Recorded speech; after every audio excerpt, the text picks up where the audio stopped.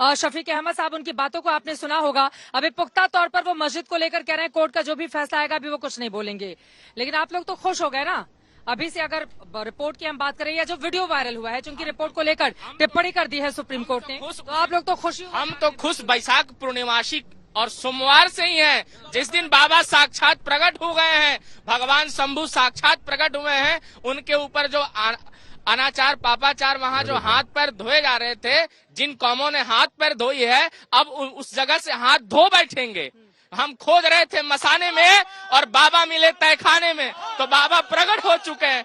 कहा गया है कि विश्वेशम समोल्लिंगम नकाशी सदृशी पुरी मणिकर्णिका समो तीर्थम ब्रह्मांडम गोलोके मही तले। चाहे ब्रह्मांड, चाहे इस भूतल तलातल पाताल, तीनों जगह में भगवान विश्वेश्वर मणिकर्णिका तीर्थ जैसी कोई तीर्थ नहीं है और इस भगवान विश्वेश्वर जैसा कोई शिवलिंग नहीं है। तो यह जो भगवान साक्षात है, अवतार लिए हैं, और बैसाख पूर्णमासी को, बुद्ध पूर्णिमा को भगवान ने सबकी बुद्धि खोल दी है, वो प्रकट हो गए हैं। और शिवालय का मामला न्यायालय में है तो जरूर न्याय शिवप्रद हो। आप लोग कह रहे हैं प्रकट हो गए, ये लोग कह रहे हैं कि फव्वारा है। एक बड़ा तबका तो मुस्लिम पक्ष का कह रहा है ना। आज मेरी जो मुस्लिम पक्षकार है उनसे भी बातचीत हुई है, जो पूरे मामले का पक्ष कोर्ट के भीतर रख रहे हैं।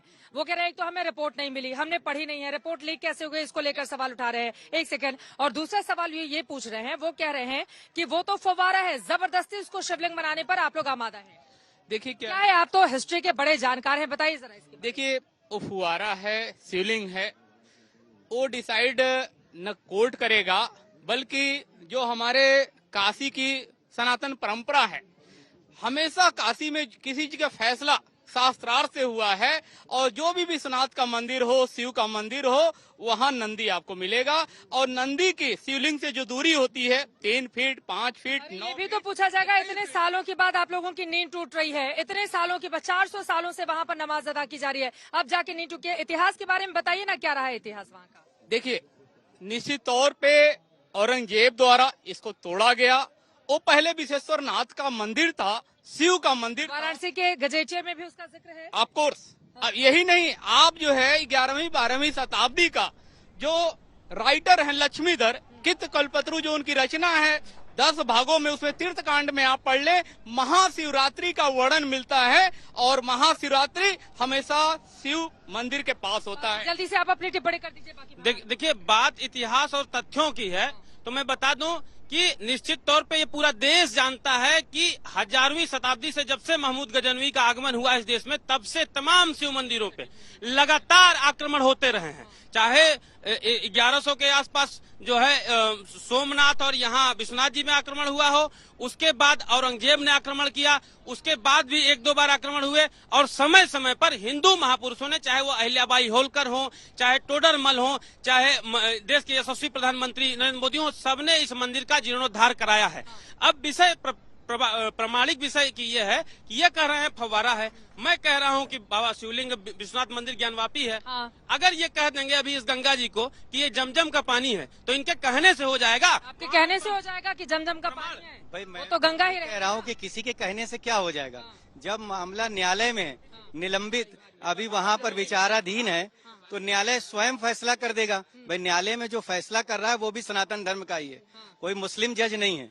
इसलिए तो सबको, जज के ऊपर भी कि वो सनातनी है, आप उसमें गजबी चश्मा लगा के रखे हुए, फिर तो हो गया आपका, फिर तो आपको जज में भी सनातनी भाई वो भी तो फैसला करेगा कुछ सोच कर ही ना।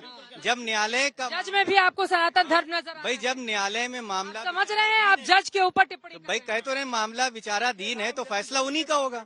जब वो फैसला सुनाएंगे तो सबको ये यकीन होना चाहिए कि न्यायालय सही फैसला सुनाएगा। न्यायालय तो प्रमाण के आधार पर फैसला देता है ना, और जो अभी तक प्रमाण सामने आ रहे हैं उसमें तो कहा जा रहा है कि वहाँ पर हिंदू धर्म के प्रतीक हैं। भाई ठीक है, तो न्यायालय उसका फैसला करेगा ना, प्रमाण प्रस्तुत किए हैं। प्रमाण जल्दी से मैम, जो फव्वारे की बात हो रही है, आप लोगों ने देखा कि भगवान शंकर को, शिवलिंग को ढक के रखा गया, लेकिन फुब्बारे कब से ढक के जाने लगे, कब से उन पे टीन सेट पड़ने लगा। भारत में बहुत सारे पर्यटन स्थल हैं, फुब्बारे तो खुले होते हैं। यदि फुब्बारे में यदि कोई न कोई राज नहीं होता तो उसे ढका क्यों जाता? तो इनके फुब्बारे नहीं, वो भगवान शिवलिंग है। यदि फुब्बारे होते तो वो खुले होते। वारिस पठान साहब, इसीलिए फव्वारा को ढकने की कोशिश आपकी, मतलब मुस्लिम पक्ष की ओर से कर दी गई का? यहाँ को लोग कह रहे हैं कि कौन सी ऐसी जगह होती है जहाँ पर फव्वारे को ढक दिया जाता है और फव्वारे का जो नीचे वाला पार्ट है, जो आप लोग जिसको ये लोग शिवलिंग बता रहे हैं, उसके ठीक ऊपर हम सब ने देखा है कि वहां पर किस तरह से एक अलग सी प्लेट बनाकर उसको कट किया गया है, जो वीडियो वायरल हुआ है। वारिस पठान जी,